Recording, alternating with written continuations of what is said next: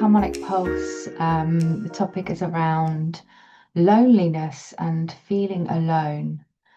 And so this message is for those of you who are maybe noticing this like gentle stirring, this quiet ache in your heart that says something is missing. And so, you may no longer be feeling satisfied in your job, in your career, or even in the social circles that once maybe brought you joy. Perhaps you've lost interest in the things you once loved, like your hobbies or going out with friends, even maybe, your favorite shows or your routines. And what you're experiencing may feel like discontent or confusion. But what's really happening is the beginning of something truly beautiful. And this is the early stage of awakening. And so your soul is tapping on your awareness, not because anything is wrong, but because the deeper essence of you is ready to be known. And so this is the version of you that came here to live, to create, and really experience something more than just surviving and kind of fulfilling roles, right? And this time it can feel really disorientating. Um, Maybe you're experiencing like sleepless nights or feeling worried about what's wrong, something feeling wrong. Um, Maybe you have a sense that, life once felt like it was, you had it all together, and now it kind of feels like it's falling apart, feels like it's crumbling, maybe. And it's really common to feel out of balance and kind of unsure, well, what's kind of real anymore, right? And if you like me, I remember trying to talk to family members and friends about what was going on for me, and I was in quite a lot of emotional distress, I guess. And so maybe you're finding yourself in just feeling this kind of distress that you can't really explain. And so, trying to go to other people, and maybe you're finding that they just can't really hold a safe container for you to process what you're experiencing. They just may not understand. And then that might kind of amplify, this sense of loneliness that you feel. And, I really want you to know that you're not broken, and you're not going crazy, even though it might feel like you are, right? Or that everyone else is. And you're not falling behind either. You are awakening. And awakening isn't kind of like one single moment, right?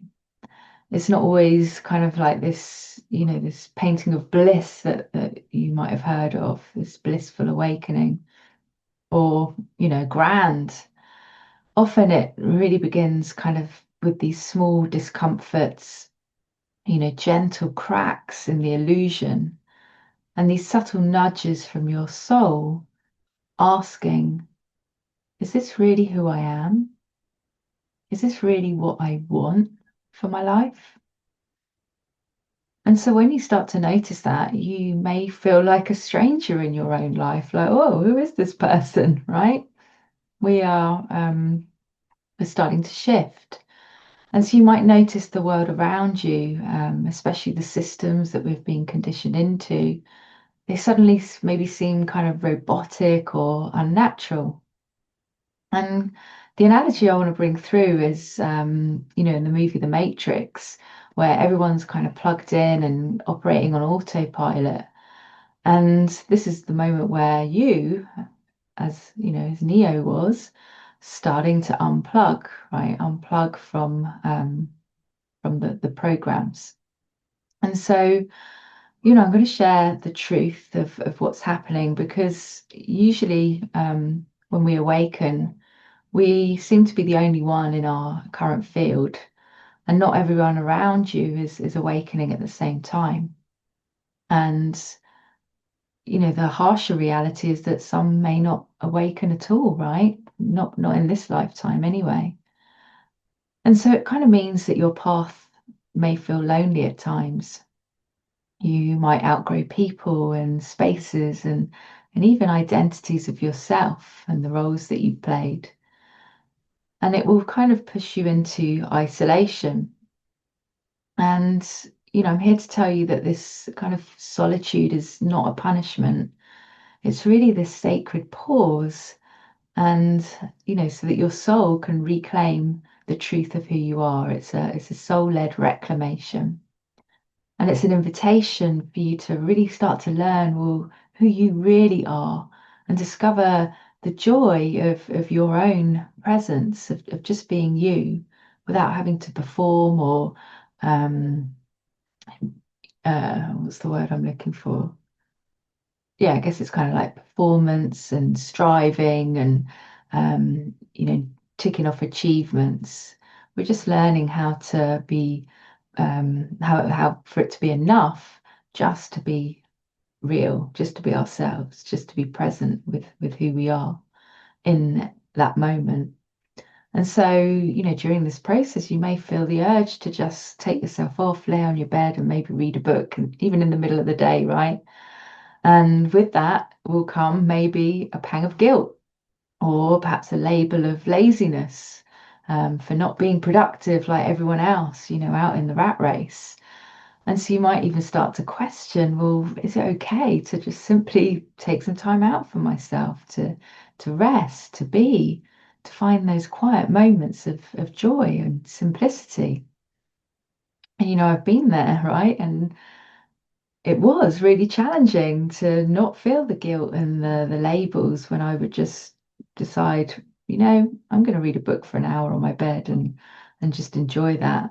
But over time, those started to fall away because it's really, what we're learning is how to nourish ourselves.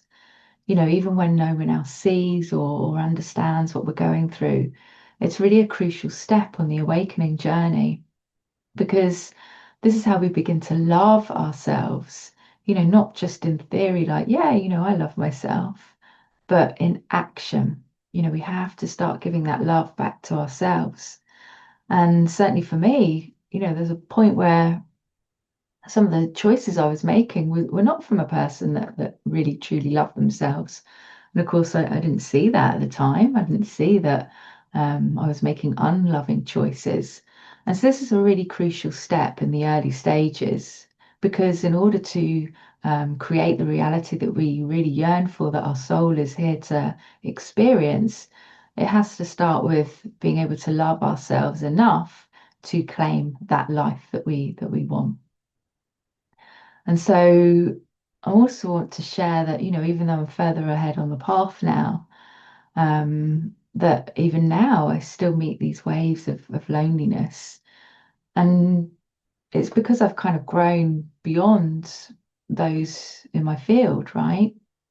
And, whilst I've come out of that isolation period, which for me was quite a long time, or felt like it anyway, I've come out of that isolation period and I'm ready for new friendships and these soul connections. But still, sometimes, they haven't arrived yet.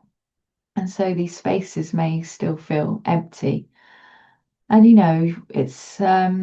it's really allowing that process and accepting that, that's okay too. And again, an opportunity to find your own joy, um, and to turn inwards. And so, what matters, that is really what matters, to keep turning inward, to keep choosing your own joy. And, joy can show up in just the little things, as I said, just taking yourself off and getting immersed in a good book.